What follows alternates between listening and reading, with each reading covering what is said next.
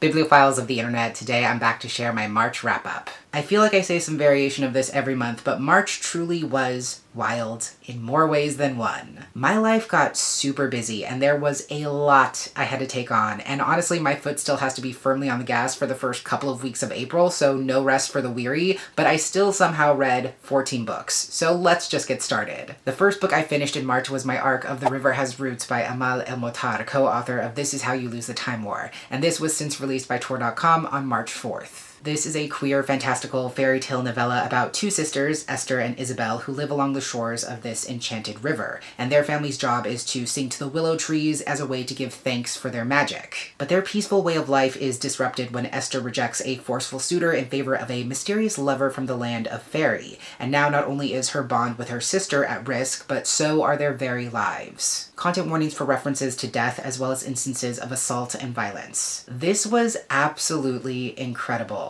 I feel like a lot of people don't know that Amal El-Mohtar is first and foremost a poet. That's why she's able to craft this lush, elegant, provocative prose, which just happens to be perfectly suited for this kind of fairy tale. I have such a deep respect for poets because they understand language on a molecular level. They have to in order to make language their playground in the way they do, to coax out these surprising turns of phrase and combine wordsmithing with imagery and sensory experiences to make connections that we just don't think of on a day-to-day basis. Good poetry surprises, it evokes, and I say all of that because this author's prowess as a poet is a huge part of why I think this story is such a success. The magic system in this story is deeply fascinating because it's based around grammar, which I love, and again is something only a poet could dream of. And it's all connected to how grammar and sentence structure inherently changes meaning, changes context, and that's why grammar is the basis for this transformative magic. I thought that was just lovely and used so brilliantly and effectively in the story. Not only is the writing style deeply evocative and transportative, but I also love that this is very much a story about the love, loyalty, and devotion between sisters. Yes, there is a queer romance happening in the background, which is also really beautiful, but this is very much a story about two sisters putting each other first no matter what, and doing whatever it takes to fight their way back to each other, even as the world tries to force them apart. I think it's a powerful homage to the fact that even as both of them seek either love or marriage and their lives begin to diverge, that love they share as sisters, that deep platonic familial love, deserves to be honored because it's the foundation upon which all their other forms and expressions of love are built. The fact that this story is so short and yet is so incredibly beautiful and made me feel so much, so deeply in a short span of time speaks volumes to Amal El-Mohtar's talent. There's also a sample in here from her upcoming short story collection, which I also cannot wait to read. This was an easy 5 stars. After that, I finally got a chance to read Those Beyond the Wall by Micaiah Johnson. I listened to the audiobook from my library, which is read by Angel Pion. This is a gritty sci-fi thriller. It's technically a companion and sequel of sorts to The Space Between Worlds, one of my favorite sci-fi books, but it can technically be read on its own. The story is following one of the Emperor's grunts, Mr. Scales, who is exceptionally good at what she does as an enforcer who keeps the Emperor's peace. But her world is shattered when a citizen within her jurisdiction is brutally murdered right before her eyes, and to make things even more confusing, there was no killer in sight. When even more bodies start turning up, mangled in the same exact way, Scales is tasked with tracking down the cause and putting an end to this killing spree once and for all. Content warnings for references to experienced domestic abuse and child abuse, depictions of police brutality, descriptions of graphic death and violence, and some sexual content. Also worth noting, Scales is very queer and also polyamorous. This book is so freaking cool. There's just no other way to say it. Micaiah Johnson just writes badass, cool science fiction that has that X factor that just makes you feel locked in and deeply invested in whatever's happening on the page. I will admit I put off reading this one for a bit after finishing The Space Between Worlds because I knew it was following a completely new set of characters and I didn't know how connected it would be to the events of the first book. But I was actually pleasantly surprised because the events and even characters from the first book are very much brought back to center stage. So that was really cool, that was satisfying. I still don't think it entirely fixes how jarring the ending of the first book was, and I don't think it satisfactorily answers all the questions that were still left on the table, but it does make everything feel full circle in a way. Following Scales in this story is almost the equivalent of following one of the War Boys from Mad Max. It's not exactly the same because I think the War Boys are much more mindless, much more brainwashed, and Scales is an incredibly complex and fleshed out character, but it's a similar power dynamic. And I like that it's written from that perspective, from the perspective of someone who is basically a footman in the project of Empire, someone whose job is to enact the will of Empire regardless of their personal feelings and beliefs. And you can definitely tell that this story is a direct product of the Black Lives Matter movement, specifically its resurgence in 2020 in response to the gruesome lynching of George Floyd. There are very thinly veiled references to that event in this book. There's so much anger and there's so much pain in this story, and rather than feeling over the top, it feels deeply cathartic. Because almost in the same vein as Ring Shout, it's a story that's exploring how there's a world of difference between senseless hate or violence and righteous anger, which is so incredibly precious. When all is said and done, I just really appreciate what this story is doing in showing how Scales struggles to obtain some sense of agency for herself, not only within a system that views her as easily replaceable, but in a world that denies her access to the fullness of her own humanity at every single turn. There is so much more to say about this book that I am just not equipped to talk about right now. This is barely scratching the surface of everything this story is doing so incredibly well. I thought a few aspects of the world building could have been better fleshed out, but that is a very minor note. In the end, I gave this 4.5 stars. Then I listened to Shark Teeth by Sherry Winston, which is read by Doi Sabanakita. This is a hard-hitting middle grade story about a young black girl named Sharkita who has unfortunately grown up knowing that she can't depend on her mom for pretty much anything. Not only does her mom severely struggle with alcoholism, but she's also very negligent, to the point where social services already had to become involved once. But now her mom is promising that things are different. She has a new job, she has some stability, and Sharkita is determined to hide the hard truth not only from anyone who comes around asking questions, but also from herself in some ways. Content warnings for explorations of child neglect, depictions of an alcoholic parent, instances of emotional manipulation and verbal abuse, references to family separation through foster care, some instances of bullying, brief instances of fatphobic and ableist language, and some descriptions of anxiety and panic attacks. There's no getting around it. This is an incredibly heavy story, and it is not lighthearted by any means. I think ultimately it does land in a hopeful place, but if any of the subject matter or content warnings are potentially triggering for you, I would just say to pass. With that said though, I do really respect the care with which this story is told. Even though there are many difficult moments, the author does find places to let joy and childhood wonder shine through,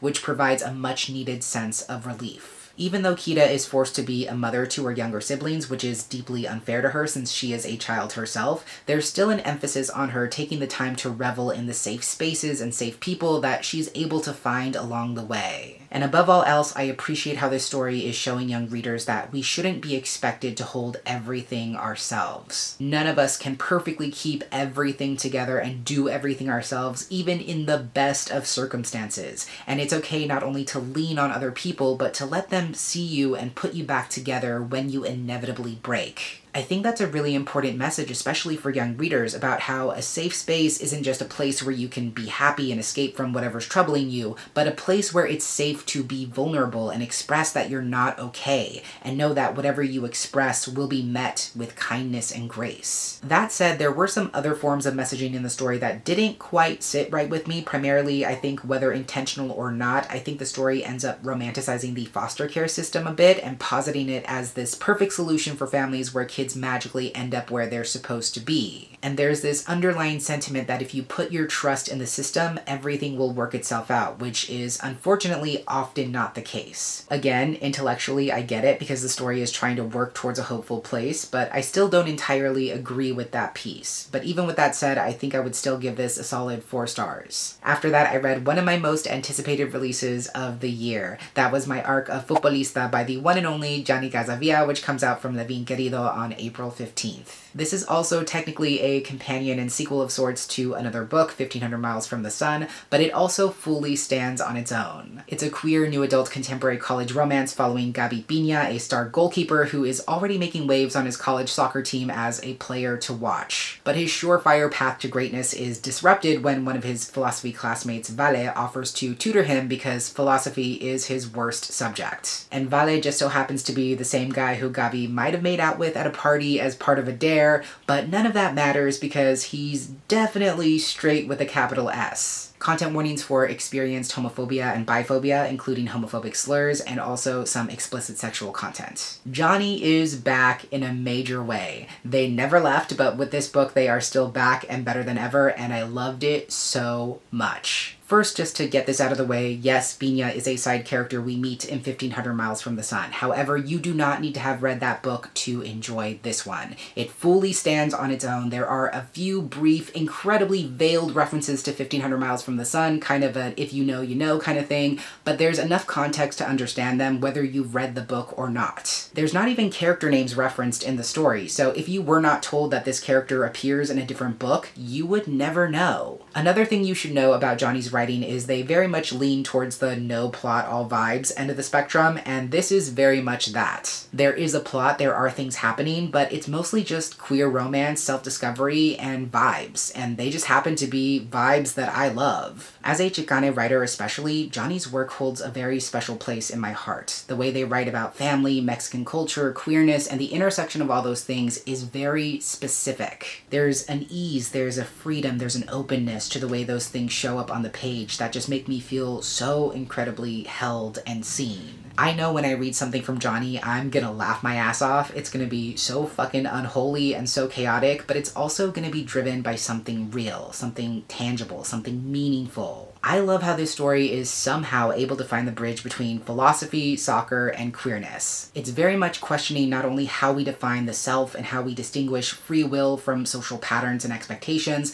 but it's also connecting those questions to the pressure Gabi feels on the pitch, and also whether he can hold equal space for both sports and his newly discovered queerness. The world, society, the people around him make him feel like those things are fundamentally and inherently incompatible, that quote-unquote politics have no place in sports, that he can only be successful if he presents himself as neutral. And I love that Gabi is gradually knocking down those barriers for himself and realizing that he can only ever be truly successful if he shows up with his full self. Not only that, but humans aren't meant to be compartmentalized in the first place. We can't just decide to leave parts of ourselves at the door. Every part of ourselves is with us in everything we do, and therefore everything we accomplish is achieved because of everything we are. The good, the bad, the messy, and everything in between, not in spite of it. That is such a powerful message that so many young queer folks especially really need to hear right now. And Gabi is also showing them how yes, we need to show up and fight for our communities, even and especially when it's not easy to do so,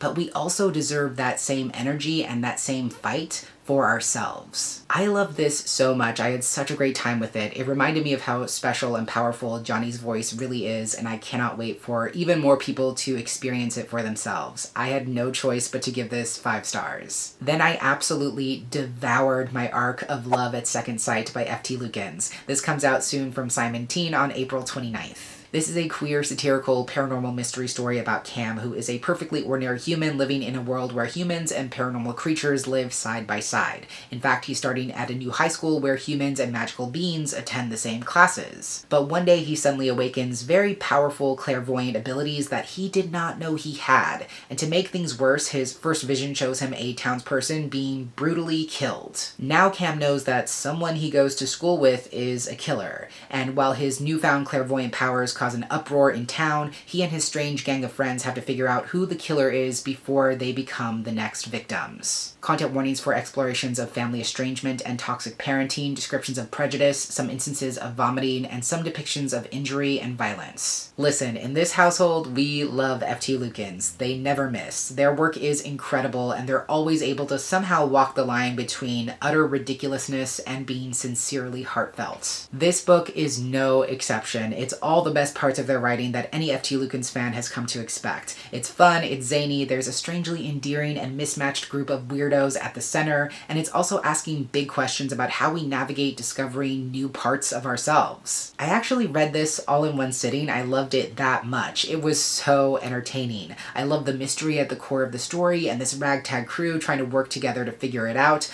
but also going from having no power to having an incredibly rare power is a major shift for Cam, and it's incredibly interesting to see how that impacts the way he sees himself. And I think his clairvoyant powers are a really great metaphor not only for how we approach the inevitability of the future as it continuously rushes towards us, but also how important it is to understand context, especially in this age of disinformation, especially with upcoming generations who are going to struggle with media literacy or any kind of literacy in a way that no other generation has before. That is such an important theme to explore. Cam can only see a glimpse of the future when they have a vision, and it's from a very specific first-person perspective. They can't see everything, they just see a small piece. And we see time and time again throughout the story how having just a little information can be a lot dangerous, especially when we're using limited information or understanding to make big decisions. Context matters, and as the friend group in this story are trying to investigate who this killer might be, what they're really trying to do is figure out what context they're missing so they can find the right approach when this moment inevitably comes to pass. That's another thematic overtone I really appreciate in this story, how it shows how we might not be able to change or stop the future from happening, but we can prepare ourselves for it as best we can and find people who will anchor us as we walk through those moments and those changes. Again, I think those are really invaluable things to think about, especially for teens reading this story. And I love how F.T. Lukens is able to explore those ideas within this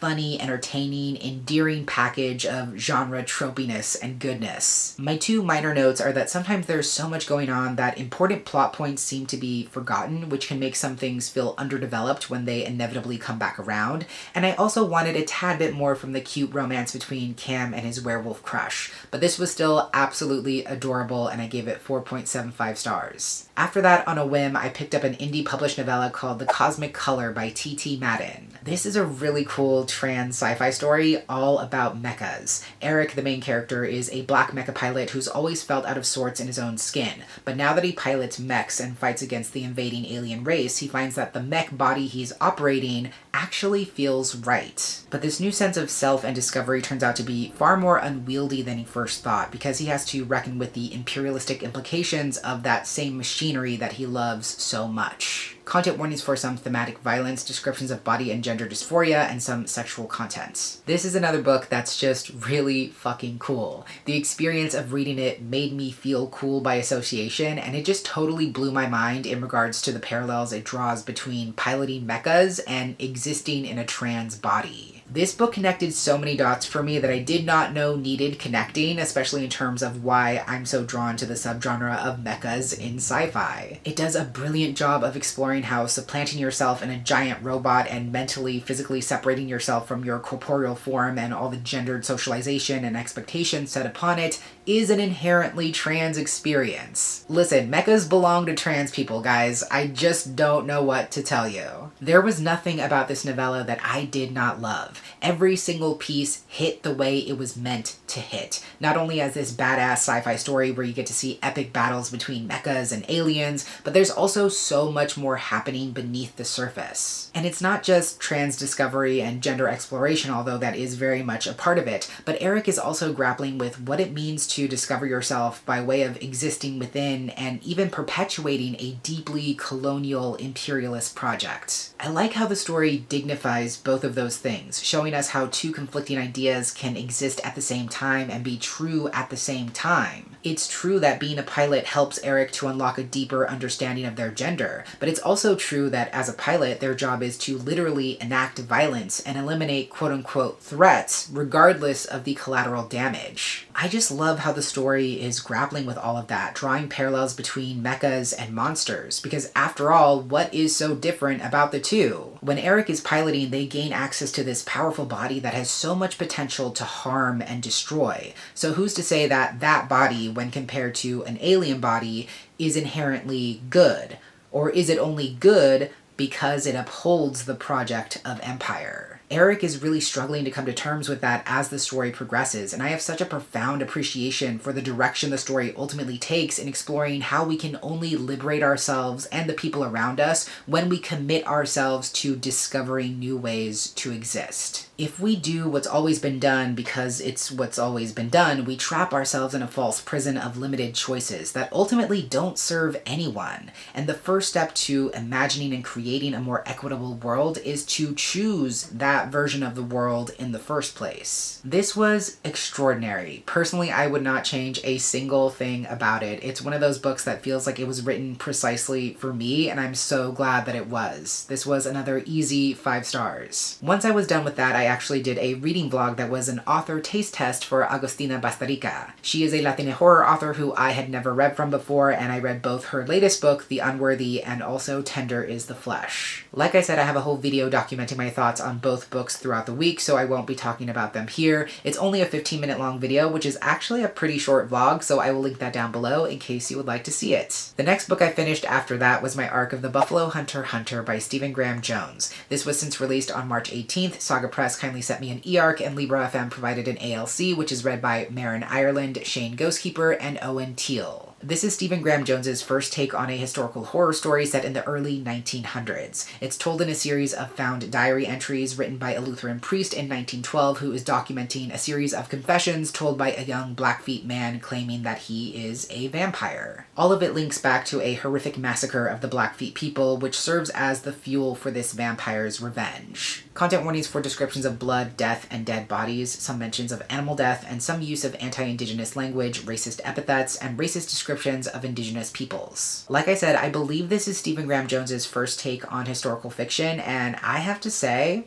I love it on him. It works so well. I love his singular voice and vision in that space. You can tell he had fun with this one. I think it shows. I'm just gonna state the obvious. This book has huge interview with a vampire vibes, but obviously with the twist of it being an indigenous revenge story. So if you love the dynamics and intricacies of that series, especially the storytelling structure, which falls somewhere between oral history and found documentation, I absolutely think you would enjoy this. I also really love what this story is doing with vampire lore, which is such a refreshing take, because the vampires in this story begin to take on the physical attributes of the creatures whose blood they're drinking, especially if they're feeding on a lot of the same kinds of creatures in a short span of time. So if Goodstab, who is the Blackfeet vampire in this story, drinks from a bunch of buffalo, he will grow horns and fur. If he drinks from a bunch of white men, he will begin to look like a white man. So that really opens up the door for some interesting narrative possibilities. And it's also taking that sentiment of you are what you eat to another metaphorical level, because in so many ways, we are what we consume.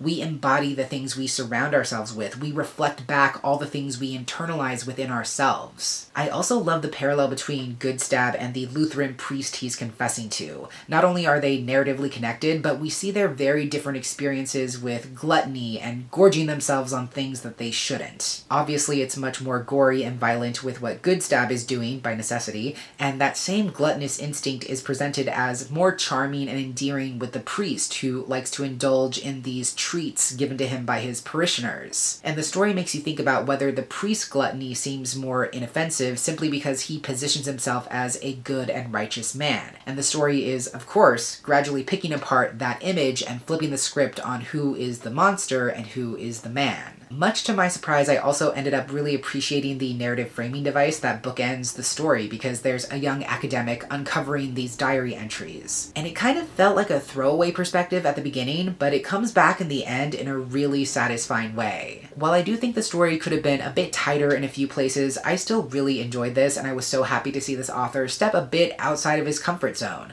I think the risk really paid off. I would give this 4.5 stars. The next 3 books are books I read for the Trans Rights Readathon. For every book I finished, I donated $30 to a friend's top surgery fund. I will link that fundraiser below if it's still open at the time of posting this, but my first book was actually my Patreon pick for March, and that was The Best Liars in Riverview by Lynn Thompson. This is a contemporary middle grade story about a gender-questioning kid named Aubrey who's been under a lot of stress and scrutiny lately because on the first day of summer, their best friend Joel went missing in the woods. Aubrey was the last person to have seen or been with Joel, which obviously brings up a lot of questions, but even though Aubrey and Joel have talked a lot about running away together, and even though Aubrey thinks they might know where Joel might have gone, they're not sure if they're ready to trust that information to the grown-ups in their life, and they're also not fully ready to confront the truth of what really happened that night. content warnings for experienced bullying, ableism, and homophobia, allusions to homophobic slurs, some depictions of verbal and emotional abuse from a parent to their child, and some mentions of anxiety and panic attacks. I think I pre-ordered this book back in 2022, and I'm glad that I finally got to it because it's a really wonderful story, and I think it has so much to offer young readers. This is another story that has some heaviness to it. It's not always what you would call fun to read, especially as the characters grapple with some pretty complicated and confusing emotions.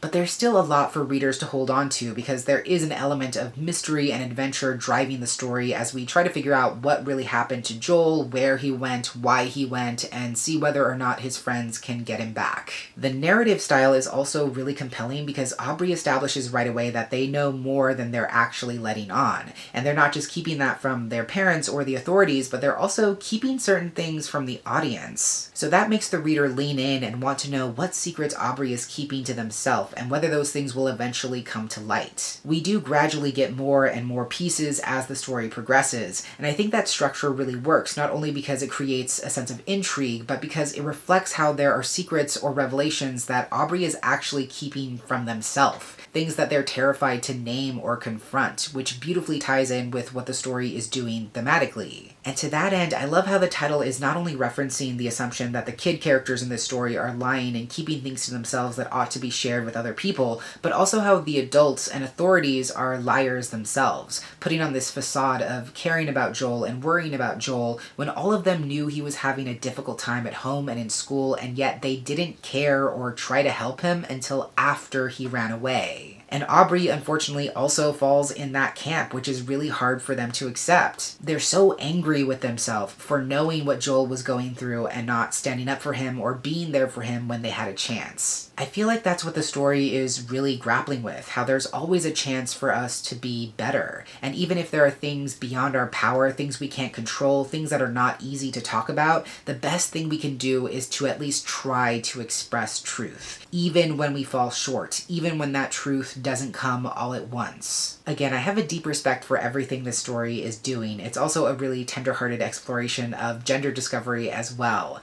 I wanted a bit more from the resolution, but overall this was really great. I definitely intend to read more from this author, and I gave this 4.5 stars. My next Trans Rights Readathon pick was A Gentleman's Gentleman by T.J. Alexander. Vintage Books kindly sent me a finished copy, and Pure Age Audio granted me access to the phenomenal audiobook, which is read by Harrison Knights. It's about Lord Christopher, a young trans man who lives a very isolated life far from the prying eyes and ears of the ton, and he's perfectly content to live alone with only the company of his childhood butler and cook. However, his lawyers inform him that his late father's will stipulates that Christopher must find a wife by the end of the season if he wants to maintain control of the family fortune and estate. Even though taking a wife is the last thing he wants to do, Christopher hires a new valet, James Harding, to help him keep his affairs in order and also keep up appearances. But the distractingly handsome new valet turns out to make Christopher's life much more difficult in unexpected ways. Content warnings for some explorations of familial death and grief, depictions of night terrors, anxiety, and panic attacks, some thematic violence, and some explicit sexual content. Unsurprisingly, this was an absolute joy, as expected. I love a good Regency romance, and I think T.J. Alexander did a great job of putting a delightfully trans spin on that familiar kind of story. And I think they nailed it. You would never know that this was their first time writing historical romance. It has all the familiar trappings and tropiness that you would expect from this kind of romance, while also validating that trans people have always existed throughout history and showing the kinds of concerns and considerations that trans people in this time era would have had to contend with, which is something that we don't often get to see or think about in romance. I appreciate that the story is very realistic and well thought out in that sense, while not giving into the urge to center trans trauma. I think the author struck a really great balance where the reader can understand that, of course, being trans during this time period came with certain challenges and was not easy by any means, while also not making that the focus.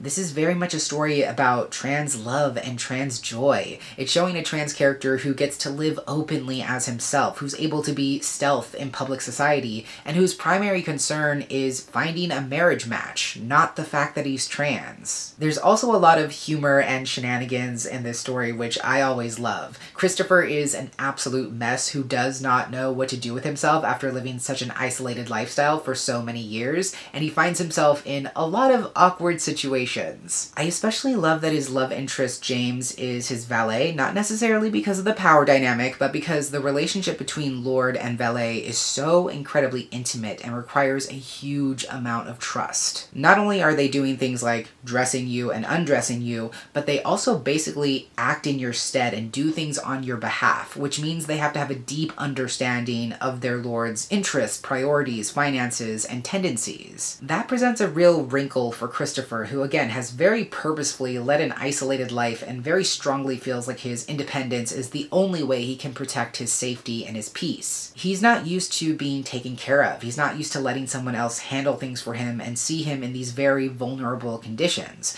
So in that way, there's a really lovely parallel in how he's not only learning to trust James as his valet, but also trust him as a friend, a lover, a confidant. I love what they both bring to the relationship and to each other. And above all, I appreciate what the story has to say about how there are so many pathways to joy if only we allow ourselves to see them. And there's also so many people willing to get in the trenches with us and willing to do good if only we give them the chance. Again, I wanted just a little bit more from the resolution of the story. Things came together a little bit too quickly and conveniently for my taste, but overall this was fantastic and I highly recommend it. I gave this 4.5 stars. The last book I read for the Trans Rights Readathon was Glitch Girl by Rainey Owett. PRH Audio once again kindly granted me access to the audiobook, which is read by the author herself. This is a middle grade novel written in verse about a young non-binary trans girl who goes by Jay and has also been newly diagnosed with ADHD. Jay is obsessed with this computer game called Coaster Boss, where they can design theme parks and roller coasters and exact control over all the park attendees, which is a welcome contrast compared to all the uncontrollable parts of their real life. Jay is also struggling to navigate their ADHD, their parents' impatience with them, and their obsessive crush on a girl named Junie, who they're not sure whether they want to be or date. Content warnings for depictions of trauma, allusions to past experiences of physical abuse by a parent to a child, as well as emotional abuse, instances of bullying and violence, some explorations of self-harm and destructive patterns of behavior, experienced transphobia, homophobia, misgendering, ableism, and ableist language. Worth noting, Jay is actually ADHD, meaning both autistic and ADHD, and they are a trans non-binary girl who uses both she, her, and they, them pronouns. This is another incredible middle grade story that can be extremely heavy at times, but is also incredibly heartfelt and deeply cathartic. A lot of the tension in this story comes from Jay's expectations being on a horrifying collision course with reality, especially because as a neurodivergent kid, the way they understand the world and the way they expect the world to work doesn't always align with what's happening in her life.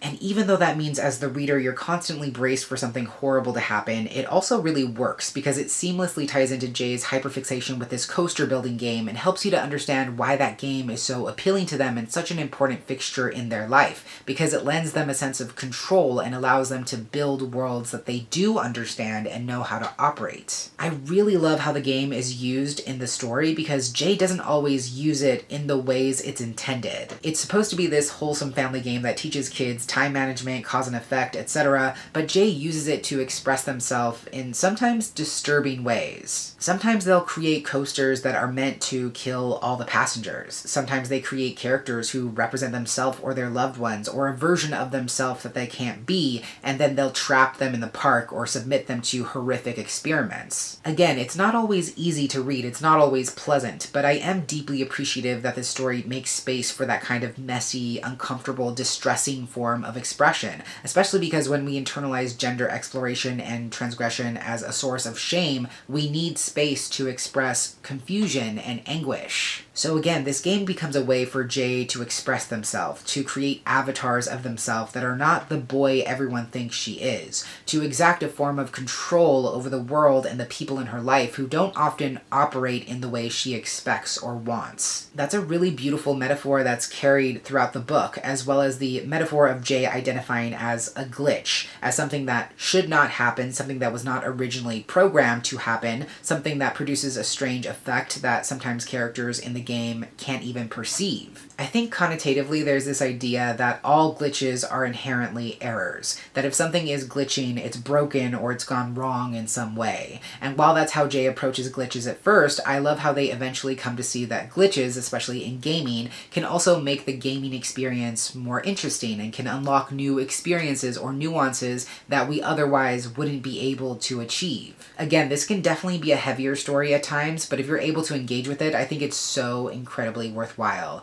I do think the story is a bit lacking in catharsis in relation to Jay's family dynamic because the resolution there feels a bit unearned by the end, but besides that, this was amazing and I gave it 4.5 stars. Penultimately, I picked up a short story collection called Black Girl, You Are Atlas, written by Renee Watson and illustrated by Iqua Holmes. Like I said, this is a poetry collection that is semi-autobiographical, exploring different parts of Renee's life and documenting her experiences from childhood to adolescence to adulthood. But it's also a celebration of Black womanhood and an invitation for Black girls specifically to step into their own power. Content warnings for references to police brutality and anti-Black violence. This is a super short poetry collection, so my comments are also going to be pretty brief, but this is such a special poetry collection, and that much is evident from the very first page. I love how Renee Watson centers Black girlhood in this collection, not only to show how beautiful and expansive Black girls can be, but also to build them up and reaffirm that they deserve dignity, respect, and peace. The poems in this collection are in part acknowledging that the lasting legacy and trauma of slavery is an open wound that still impacts Black people in this country and that continues reopening with the ongoing legacy of racism and anti-Blackness that has taken its place. But it's also asserting that Black people are so much more than just the trauma they've inherited, and there are sacred parts of themselves that have been stigmatized or devalued in the past